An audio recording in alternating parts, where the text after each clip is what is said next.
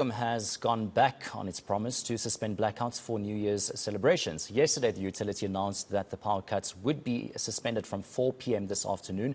However, less than a day later, they said this is no longer possible due to the breakdown of 5 generating units. Stage 2 power cuts will continue until further notice. Now, some Johannesburg residents will be seeing in the new year without electricity. That's because City Power is battling to clear what it refers to as a stubborn outage backlog. Over 2,000 calls have been logged so far relating to the Hursthill, Roodepoort and Lenasia depots. Michael Sun is MMC for Environment and Infrastructure in the City of Johannesburg, and he joins us now via Zoom for more on this. Now, are these the same outages from weeks ago, or are these new ones? Hey, good afternoon. Thank you very much. Some of them are persistent and recurring outage, especially in the Roodepoort area. Some of them, of course, are new, but it is quite right that we are battling some of the persistent outage due to the very old infrastructure. And the on and off load shedding and the up and down load shedding stages are certainly not assisting City Power, because the technicians simply cannot work on the grid when there's no electricity flowing through it. And we are obviously working very hard. Our City Power team's working 24 hours a day. In fact, some of our technicians have abandoned their leave to be on standby to ensure that we restore and get to those outages as soon as possible. But we certainly have made a lot of progress. That 2,000 number has even come down a bit. So we're looking forward that over this weekend, we certainly want to assist residents who have a joyous New Year celebrations, and certainly that we'll do everything possible to ensure that we have electricity restoration back as soon as we can. Now, you mentioned the old infrastructure that, is part to blame for the delaying.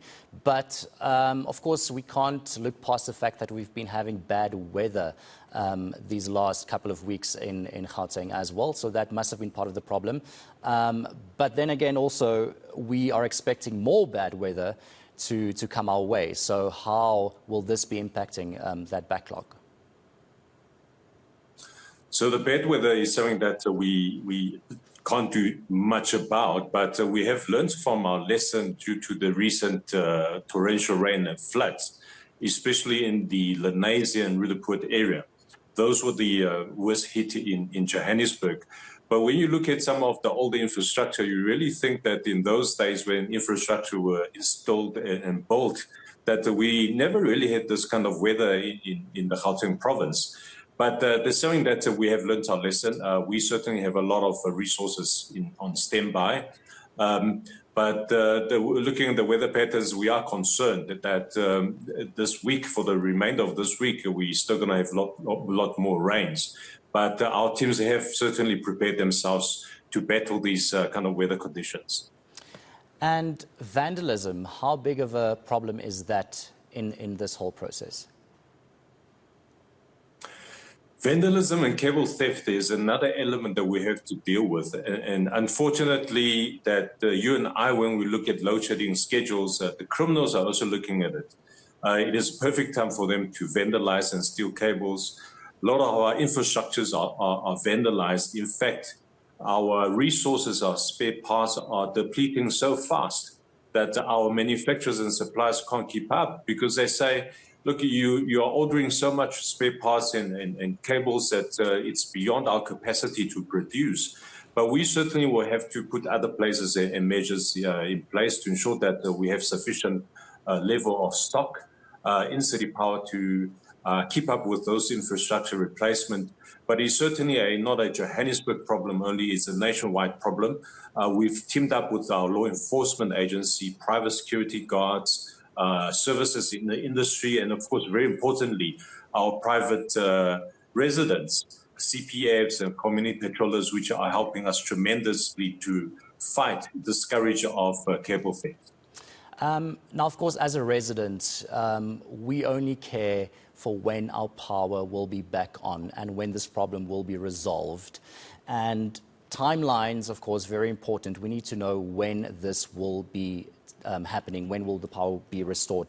Can you give us a timeline? I mean, 2,000 calls, a backlog of outage calls is still a huge number. I know it's been reduced from 5,000 to 2,000, but 2,000 is still a lot. And what can you tell residents? When will their power be restored, especially in those affected areas?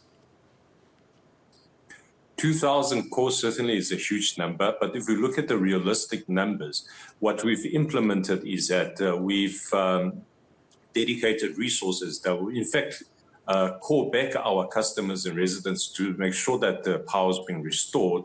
Of course, with the new outages that will be restored within a turnaround time is required.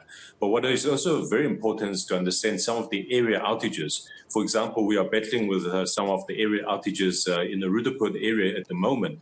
So those will be given priority because we want to restore the area outages first. And of course, the individualized outages will also be attended to. Not to forget that we still have the street lights and the other infrastructure, such as your traffic lights, that we need to attend to. So we certainly want to give our commitment to the residents to say that within the fastest time possible, we will come, send our technicians, do the necessary testing, replace or repair the infrastructure if necessary to restore electricity. 2,000 certainly a big number. I had my meeting with City Power yesterday. I've been given the assurance that number would have come down drastically, in fact, by today. So when I have my meeting with them on the next opportunity, I'll monitor again. But I anticipate that number will come down at least a good 25 to 40%. All right, we will take your word on that. Thank you so much, Mr. Sun. Of course, just giving us an update there on that backlog. It is, not the ideal situation to sit in the dark, especially when you want to celebrate going into the new year.